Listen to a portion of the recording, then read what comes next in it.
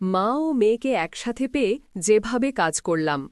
আমার বয়স কম, আমি আর পারছি না, কিন্তু তারপরও রাতে জোর করে তার মেশিন আমার গুহার এত জোরে জোরে দিল। আমি কাঁদছি আর বলছি, আস্তে আস্তে দেও, ব্যথা পাচ্ছি। হ্যালো বন্ধুরা, আমি তোমাদের নূপুর আপু। আজকের গল্পটি সম্পূর্ণ শুনলে আপনাদের মেশিন দিয়ে টপ টপ করে পানি চলে আসবে। তাই হাতের কাজ করার আগে হাতের কাছে টিস্যু রাখুন। শাশুড়ি বাড়িতে অনেক দিন থাকার কারণে আমার মন উদাস হয়ে গিয়েছিল, তাই ভাবলাম কিছুদিন মায়ের বাড়ি চলে যাই। মায়ের বাড়িতে যে আনন্দ পেলাম তাতে আর শাশুড়ি বাড়ি ফিরে যাওয়ার ইচ্ছাই হচ্ছিল না।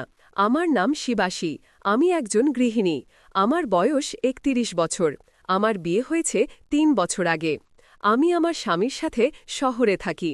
আমার স্বামী একটি কোম্পানিতে চাকরি করেন। আমি খুব সুন্দর এবং গৌরবর্ণ। আমি সবসময় সাজগোজ করে থাকতে পছন্দ করি। আমার স্বামী আমাকে খুব সম্মান করেন। যখন আমি সবজি বা কাঁচা বাজার করতে বেরোই তখন আমার সৌন্দর্য দেখতে লোকেদের লাইন লাগে। স্বামীর প্রাইভেট চাকরি হওয়ায় তিনি সকালেই বেরিয়ে যান এবং সন্ধ্যায় ফিরেন। যখন তিনি ফিরেন তখন বেশিরভাগ সময় ক্লান্ত থাকেন এবং খেয়ে ঘুমিয়ে পড়েন। মাঝে মাঝে যখন তিনি আমাকে সময় দেন তখনও আমার কোনো মজা লাগে না। অল্প সময়ের মধ্যেই তিনি ক্লান্ত হয়ে আবার ঘুমিয়ে পড়েন। কখনো কখনো আমার খুব রাগ হয় যে আমি সারা দিন তাদের জন্য অপেক্ষা করি আর তাদের কোনো খেয়ালই নেই যে আমারও কিছু প্রয়োজন আছে। তারা ঘুমিয়ে পড়লে আমি জ্বলে যাই এবং ভাবি ভগবান আমার কি কপাল লিখে রেখেছেন। শুরুতে আমি খুবই বিরক্ত হতাম, কিন্তু ধীরে ধীরে এখন ভাগ্যের লিখা মেনে নিয়েছি। একদিন মায়ের বাড়ি থেকে আমার মা ফোন করে বললেন, গ্রীষ্মের ছুটি আসছে, তোমার আসতে ২ বছর হয়ে গেছে, এবার কিছুদিনের জন্য মায়ের বাড়ি চলে আসো।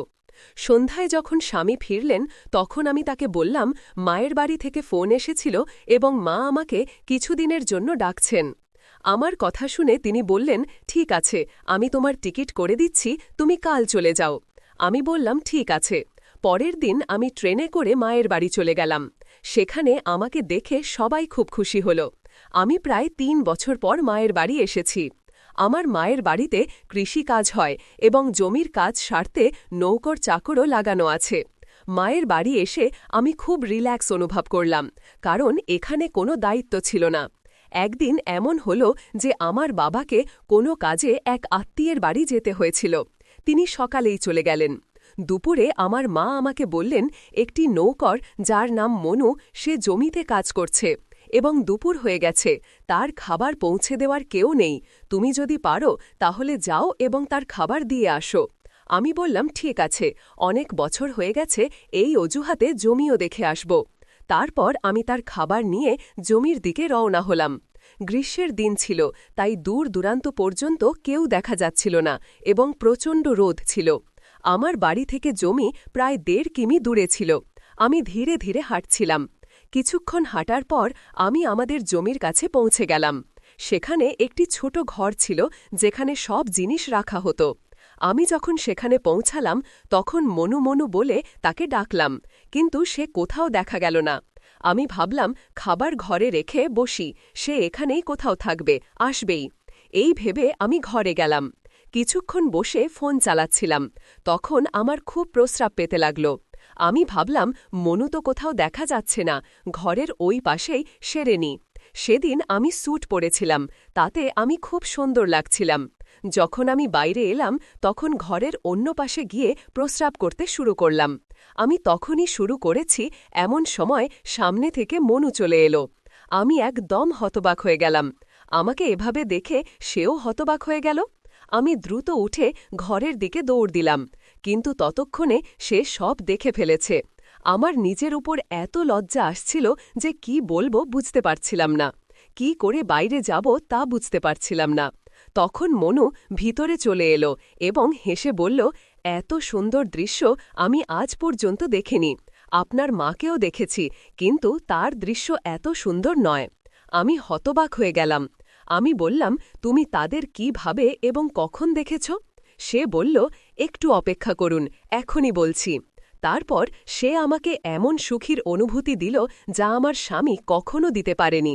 আমি একদম তৃপ্ত হয়ে গেলাম। আমি এত মজা পেলাম যে আমি খুশিতে আত্মহারা হয়ে গেলাম। এত মজা আমি আগে কখনো পাইনি। তারপর আমি তাকে মায়ের সম্পর্কে জিজ্ঞাসা করলাম। সে বলল, তাদের দর্শন তো আমি বাড়িতে একবার নয় অনেকবার করেছি। আমি হতবাক হয়ে গেলাম। আমি বললাম, তুমি মিথ্যা বলছ? তখন সে বলল, আমি শুধু দর্শনই করিনি, আমি তাদের আনন্দ ও সুখও দিয়েছি। তার মুখ থেকে এইসব শুনে আমি যেন একদম শান্ত হয়ে গেলাম। আমার কিছুই বুঝে আসছিল না যে কি বলবো। তারপর সে হাসতে হাসতে বলল, যদি তোমার বিশ্বাস না হয় আমি তোমাকে দেখিয়ে দেব, তখন তোমার বিশ্বাস হবে না? আমি বলতে চাইছিলাম না, কিন্তু জানি না কিভাবে আমার মুখ থেকে হ্যাঁ বেরিয়ে গেল। সে বলল, খুব ভালো, তারপর আমি তোমাদের দুজনকে অনেক আনন্দ দেব। আমি লজ্জায় কিছু বলতে পারছিলাম না। সে আমাকে বলল, তুমি সন্ধ্যায় খাবার খাবার পর একবার যেখানে গায়ে মাতার ঘর আছে সেখানে তাদের দর্শন করতে চলে আসবে। আমি কিছু বললাম না এবং তার খাবার দিয়ে বাড়ি ফিরে এলাম। সন্ধ্যায় যখন আমি খাবার খেয়ে নিলাম তখন প্রায় ৯টার দিকে মাকে কোথাও দেখতে পেলাম না। তখন মনুর কথা মনে পড়ল এবং আমি গায়ে মাতার ঘরের দিকে বাইরে গেলাম। সেখানে বাইরে গায়ে মাতা ঘাস খাচ্ছিল এবং ভেতরের দিকে একটি ঘর ছিল। সেখানে অন্ধকার ছিল, কিন্তু যেন কোনো মোবাইলের আলো জ্বলছিল। আমি ভিতরে উঁকি দিলাম এবং যা দেখলাম তাতে আমি হতবাক হয়ে গেলাম। ভিতরে আমি ঠিক সেই সব দেখলাম যা মনু আমাকে বলেছিল। মা আমাকে এত আনন্দিত দেখাচ্ছিল যে আমি কি বলবো। আমি চুপচাপ ঘরে চলে গেলাম। তারপর কি ঘটেছিল তা আমি পরে বলবো।